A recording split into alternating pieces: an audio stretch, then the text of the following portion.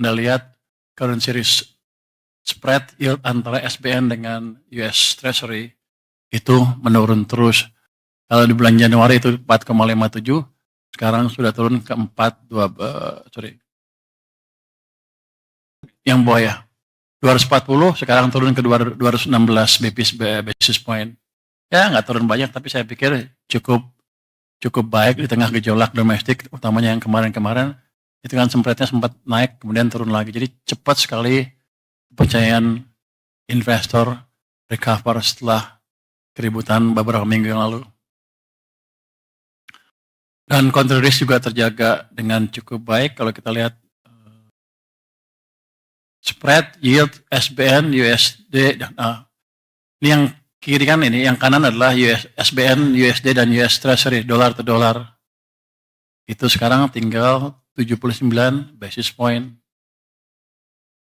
Kalau kita lihat historically, ini amat rendah dibanding biasanya. Kalau kita nanti membaik terus ekonominya, saya pikir ini akan turun terus yieldnya.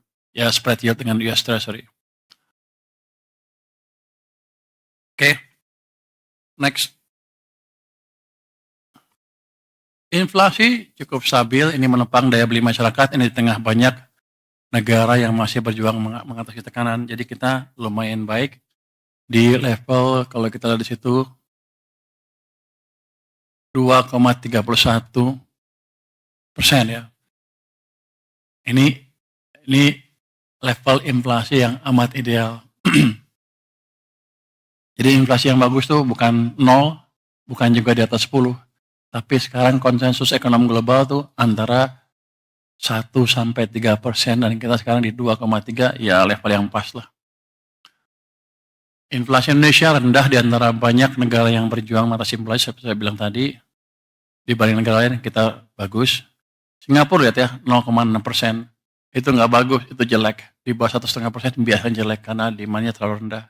Jadi patokan ekonomi itu seperti itu. Malaysia 1,2, agak jelek. Kita lumayan lah, kita ideal. Kalau bisa dijaga terus sekitar 2-3 itu akan bagus sekali buat ekonomi kita. Oke, next. Kalau kata siapa zaman dulu? Gubernur Bank Sentral Amerika yang terkenal siapa? Greenspan. Greenspan bilang itu kita dalam Goldilocks condition. Ingat kan? Ini di Goldilocks condition untuk inflasi kita. Anda cari di cerita Goldilocks itu cerita apa? Itu fun. Oke, next. Ekonomi Indonesia tumbuh 5,12% pada triwulan 2 2025. Ini mencerminkan ekonomi domestik yang terjaga, ditopang oleh konsumsi rumah tangga yang resilient, investasi yang meningkat, dan ekspor yang tetap kuat. Saya pikir teman-teman udah tahu semua data detail ini, saya nggak usah masuk terlalu detail. Next. Jadi, next. Konsumsi rumah tangga tumbuh cukup baik, 5%. Investasi meningkat sampai 6,99%. Investasi bangunan tumbuh 4,9%, dan investasi mesin tumbuh 25,3%. Ini kan masa lalu ya. Bagian dari Anda anggap angka ini salah, 5,12 katanya 5 tambah 1 tambah 2, 8. Tapi bukan itu. Di belakangnya kalau Anda lihat laju pertumbuhan uang, pada triwulan kedua tuh tumbuh uangnya cukup kencang. Jadi emang itu yang mendorong belanja konsumen tumbuh kuat 5%. Karena emang pada waktu itu digenjot uang sampai dengan bulan April. Ada delaynya April, Mei, Juni, Juli. Biasanya 3 bulan. April, Mei, Juni, Juli, habis. Mei digenjot lagi ke bawah uangnya sehingga uang melambat, sehingga kita mengalami perlambatan ekonomi setelah itu. Tapi triwulan kedua angkanya memang seperti itu, tidak ada manipulasi BPS. Kalau yang nyangka-nyangka itu ekonominya nggak berapa ngerti. Boleh ngomong gitu? Menteri Keuangan boleh ngomong gitu kan ya? Jadi lihat juga suplai uang pada waktu seperti apa. Slide 12. Sektor manufaktur sebagai kontributor ekonomi terbesar kembali menguat dengan pertumbuhan mencapai 5,68%, tertinggi sejak tahun 2022. Jadi manufaktur kita di Q2 sudah mulai recover.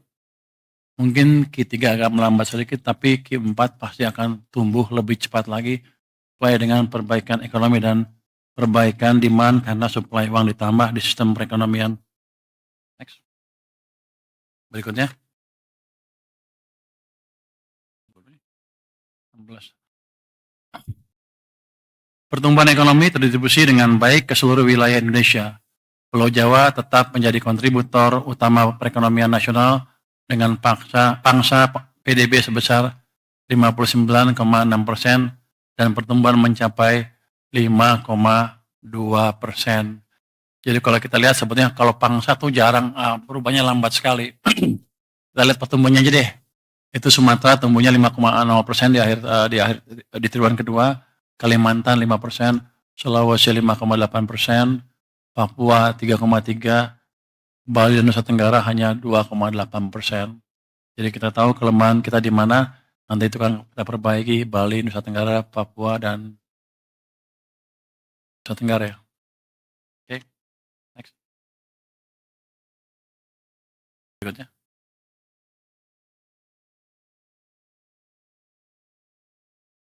Jumlah indikator domestik juga menunjukkan tren positif. Aktivitas manufaktur kembali ke level ekspansi, keyakinan konsumen tetap berada di level optimis, konsumsi listrik dan penjualan retail tumbuh positif. Penjualan semen yang menjadi salah satu indikator investasi bangunan juga menunjukkan perbaikan dalam 2 bulan terakhir. Kayaknya nggak klop ya.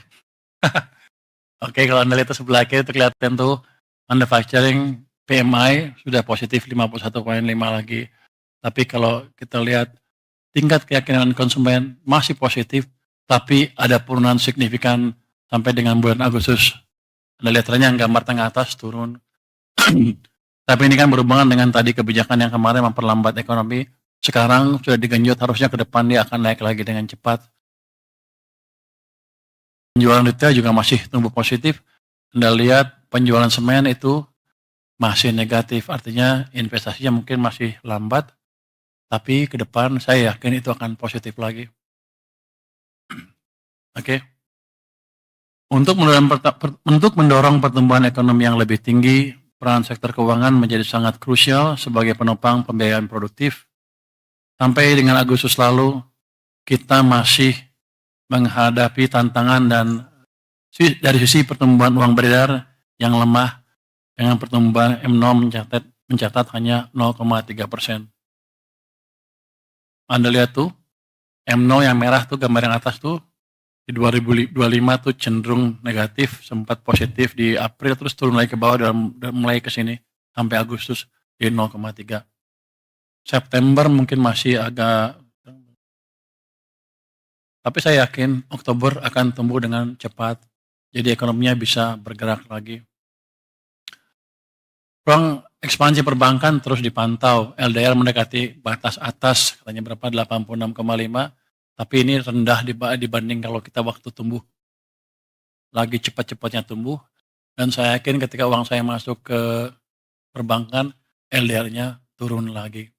Jadi bank mempunyai ruang untuk memberi pinjaman untuk membiayai ekspansi ekonomi yang lebih cepat ke depannya. Jadi kita udah set semuanya supaya kita lebih cepat ke depan.